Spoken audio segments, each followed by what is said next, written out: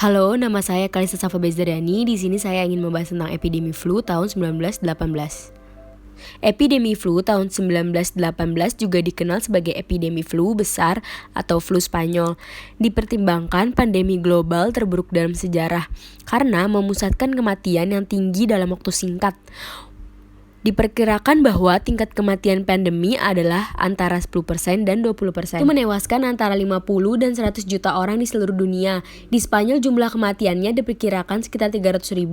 Tidak seperti epidemi flu lain yang terutama menyerang anak-anak dan orang tua, banyak dari mereka korbannya adalah orang muda dan dewasa yang sehat berusia 20-an dan 40-an serta hewan seperti anjing dan kucing. Mulai menyebar pada akhir Perang Dunia I, media di negara-negara yang berpartisipasi dalam perang itu di bawah sensor militer.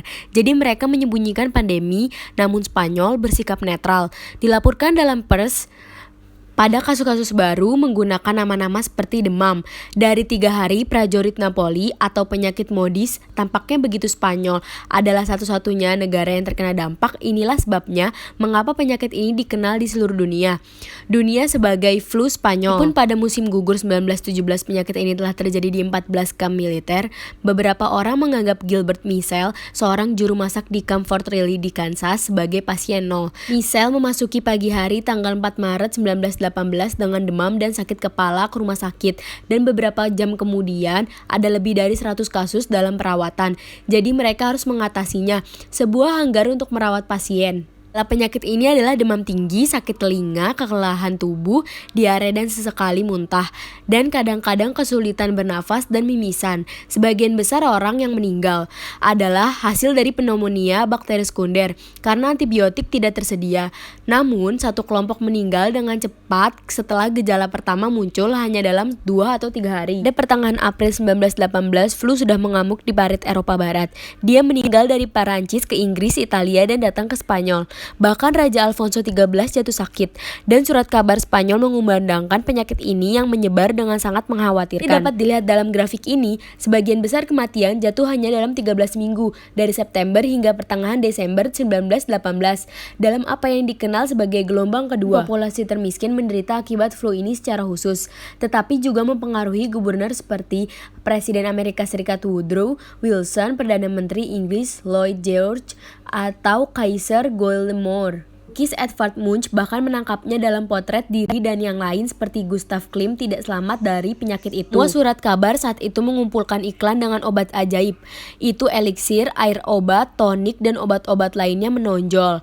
Dokter pada saat itu merekomendasikan aspirin dalam dosis yang sekarang dianggap kontraproduktif.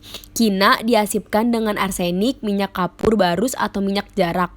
Beberapa bahkan mendorong orang untuk merokok, berpikir bahwa menghirup asap membunuh kuman. Berbagai publikasi medis waktu itu tersedia di perpustakaan digital Hispanik, berusaha untuk menanggapi penyebab epidemi dan melaporkan perkembangannya dan konsekuensi. Seorang ilmuwan Italia, Profesor Saccone, mengklaim telah mengisolasi kuman penyebabnya penyakit, tetapi waktu pembuktian itu tidak benar. Ketegangan virus menyebabkan Spanyol flu tidak ditemukan sampai 1943, dan urutan genetiknya tidak ditentukan hingga 2005. Setiap hari, surat kabar Spanyol menangkap pentingnya pendidikan higien dan bagaimana caranya tugas ini dilakukan di Jerman dari sekolah-sekolah dan mimbar, membuat jumlah kematian akibat flu sebelum perang adalah yang terendah di seluruh Eropa. Mereka juga memperingatkan bahwa pasien yang tidak mengalami gejala apapun yang disebut pemulihan dapat menjadi fokus penyebaran epidemi, sehingga mereka merekomendasikan untuk mempertahankannya 1 atau 2 minggu lebih dalam isolasi. Penggunaan topeng kain menjadi wajib bagi semua yang melakukan pekerjaan pelayanan publik. Langkah ini adalah rekomendasi kesehatan yang dibuat untuk seluruh populasi untuk mencegah penyakit menyebar dengan mudah. Semakin banyak kontak antara orang, semakin besar kemungkinan mereka untuk memproduksi virus. Pemerintah mulai mengambil langkah-langkah pencegahan untuk mencoba menghentikan krisis ini. Teater, sirkus, bengkel, pabrik, dan tempat-tempat umum didesinfeksi dengan beberapa cara ditangguhkan. Dilarang mengimpor barang dari Maroko. Orang asing memasuki populasi diidentifikasi, biaya kuliah dan ujian diperpanjang tanpa batas, dan rektor bahkan diberi kebebasan untuk menangguhkan kelas jika mereka mau. Gelombang ketiga dan terakhir lebih jinak karena banyak orang yang sudah diimunisasi memberi pandemi yang terkendali pada musim semi 1919 dan penyakit itu berakhir dengan sendirinya. Pada musim panas tahun 2020, virusnya telah hilang, sementara dia memenangkan pertempuran melawan yang terlemah, sisanya diimunisasi. Sekian penjelasan dari saya, video ini milik Biblioteka Nasional de España. Video ini yang berjudul Pandemi Flu Spanyol Terbesar dalam Sejarah Modern. Terima kasih.